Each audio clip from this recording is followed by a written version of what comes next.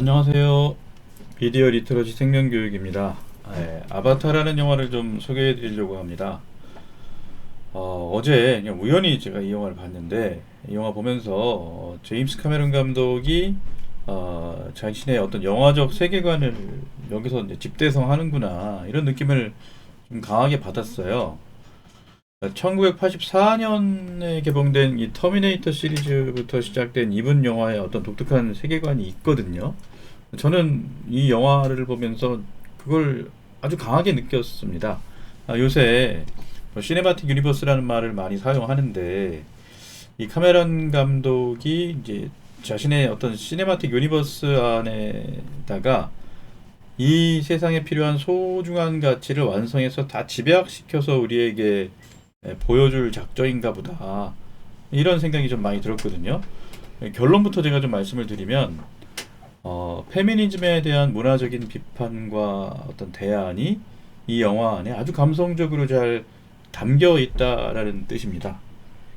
전 세계적으로 보면 페미니즘이라는 이념이 인류가 소중하게 보존하고 간직해왔던 가치를 훼손하고 말살하거든요. 지난 한 4, 5년 동안 대한민국에서 그 폐해가 가장 심했어요. 그런데 이제 이 카메론 감독이 이 페미니즘이 훼손한 가치들을 온전히 복원시키는 문화적 시도를 이 아바타 시리즈 안에서 하고 있다는 느낌이 강하게 저한테 좀 왔어요. 자, 페미니즘이 가장 먼저 말살하려고 하는 가치가 뭘까요? 우리나라를 이해하시면 가장 쉽게 아실 수 있어요. 여성성과 모성이에요. 낙태를 하거나 낙태권을 옹호하는 여자는 진취적이고 진보적이고 아주 깨인 사람으로 보이게 하죠. 반면에 임신과 출산과 양육을 하나의 연속적인 자연의 과정으로 이해하고 받아들이면서 자녀를 키우는 여성은 구시대적이고 뭔가 어디에 종속되어 있는 여자고, 그래서 도태되어야 되는 사람처럼 이미지화를 한 게 사실이에요. 그런데 이 영화 아바타는 물의 길에서는요, 이 진정한 여성성과 모성이 무언가를 아주 잘 보여줍니다.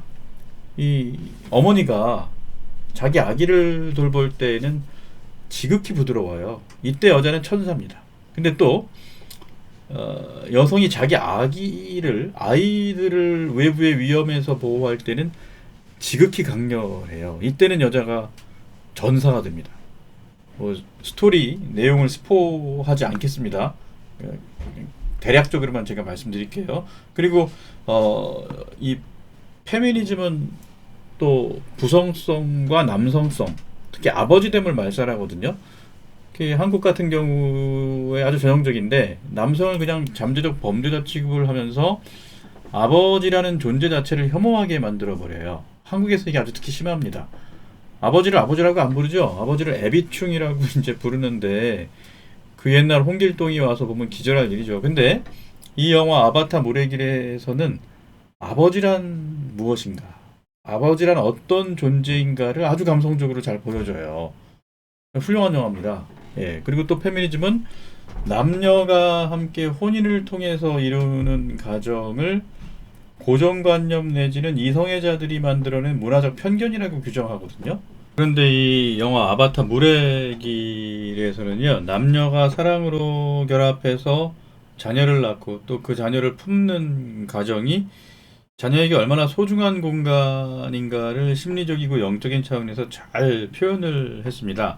그런데 제임스 카메론 감독이 가진 이런 생각들, 여성성, 모성, 남성성, 부성, 또 혼인과 가정의 소중함이라는 이런 가치관이 어느 날 갑자기 나온 게 아니거든요. 제가 그 중학생 때 비디오 테이프에 녹화해 놓고 수없이 봤던 영화가 있는데, 그게 이제 이 터미네이터라는 영화예요. 대부분 뭐 이 영화를 다 공상과학 영화 오락물 정도로만 이해를 하시는데, 표면적으로 보면은 뭐 맞죠. 근데 이 영화의 깊은 내용을 보면 이 영화는 어머니란 무엇인가, 모성에 대한 영화거든요. 잘 뭐 보시면 돼요. 그 말살 위기에 처한 전 인류를 구원하는 아들이 존 코너잖아요. 이 아들을 살인 기계가 미래에서 죽이러 오는데 그 아들을 태중에 가진 어머니가 그 살인 병기와 맞서서 싸우면서 아들을 지켜내는 이야기죠. 터미네이터 시리즈는 철저하게 어머니됨과 모성에 대한 서사예요. 오늘이 이제 12월 23일 크리스마스 이틀 전인데 제가 여기까지 얘기를 이렇게 설명드리면 뭐 떠오르는 이야기 없으신가요? 예수님이 아기로 이 세상에 오신다는 말을 들었던 당시의 권력자들이 있었죠. 헤로데하고 심지어 그 당시 종교 지도자인 율법학자 바리사이들도 그 자리에 다 있었는데 어떻게 했습니까? 이들이 예수님을 죽이려고 했죠. 그래서 군인들을 풀어서 베들레헴 인근의 2살 이하 남자 아기들을 다 죽였지 않습니까? 그 위험한 상황에서 도피 생활을 하면서 숨어 지내면서 아기 예수를 지켜낸 분들이 요셉과 성모 마리아거든요. 진정한 부성과 모성을 보여준 사람들인 거죠. 터미네이터의 모티브는 지금 보시는 것처럼 성경의 이 숨겨진 이야기, 예수, 마리아, 요셉의 이 도피 생활이었다는 생각이 강하게 들어요. 그 서양 문화권에서 만들어지는 상당수의 콘텐츠들이 사실 성경과 무관하기가 무척 어렵습니다. 왜 그러냐 하면 서양 사람들의 무의식에는 이 그리스도교적 세계관이 아주 강하게 자리 잡고 있기 때문에 그렇거든요. 그러니까 성경이나 그리스도교에 대한 깊은 이해가 없으면 서양 문화권에서 나온 문학 작품이나 영화 같은 문화 콘텐츠들을 정확하게 이해하기 어려운 게 사실이에요. 그러니까 제임스 카메론 감독이 의도했는지 안 했는지 본인이 직접 말하지 않으니까 알 수는 없지만 이 감독이 그리스도교적 세계관 안에서 평생에 자기 영화 작업을 한 거는 분명한 사실이 아닌가 저는 그런 생각이 이제 듭니다. 이런 터미네이터 시리즈를 완성했던 감독이 이번에는 아바타 시리즈를 시작하는 거거든요. 그러면서 이 페미니즘이 지배하는 세상에서 자기가 하고 싶은 이야기를 이 영화 시리즈 안에서 완성해서 보여줄 것 같아요. 이 영화 끝까지 다 보고 나면 확실히 그런 느낌이 들어요. 이 영화 시리즈가 여기에서 끝나는 게 아니라 3편, 4편, 5편이 계속 나올 예정이거든요. 이 아바타 물의 길에서는요, 어머니란 무엇인가 이거 확실하게 보여줍니다. 그러니까 터미네이터에서 사라 코너 같은 그런 스타일의 어머니가 여기 좀 나와요. 예. 천사이자 전사인 지극한 모성을 가진 어머니가 나와요. 그리고 여기 여성 캐릭터 한 명은 아예 처음부터 끝까지 임신한 상태로 배가 이렇게 부른 상태에서 다 나와요. 예. 그리고 아버지란 무엇인가 이 영화에서 아주 자세하게 다룹니다. 아버지의 본질을 알려주는 대사가 여러 번 반복해서 나와요. 제가 스포를 하지 않기 위해서 직접 그 대사를 인용하지는 않겠습니다. 그리고 이 영화는 혼인과 가정이 무엇인가를 또한 명확하게 보여줍니다. 혼인과 가정의 중요성을 언급하는 대사가 여기서 또 여러 번 나와요. 예, 직접 인용하지는 않겠습니다. 극장 가서 보시면 좋겠어요. 아바타 시리즈에서 제임스 카메론 감독이 가장 중점을 두고 완성할 이야기는 아마도 아버지됨, 부성일 것 같아요.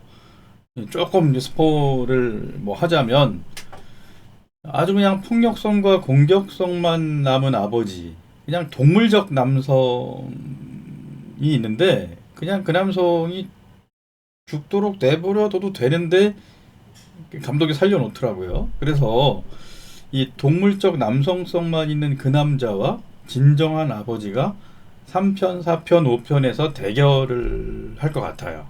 그래서 이번 성탄과 연말에 이 제임스 카메론 감독이 보여주는 이 여성성, 모성, 남성성, 부성, 혼인과 가정에 대한 메시지를 극장에서 한번 깊게 체험해 보시면 어떤가 이런 생각을 좀 해봅니다.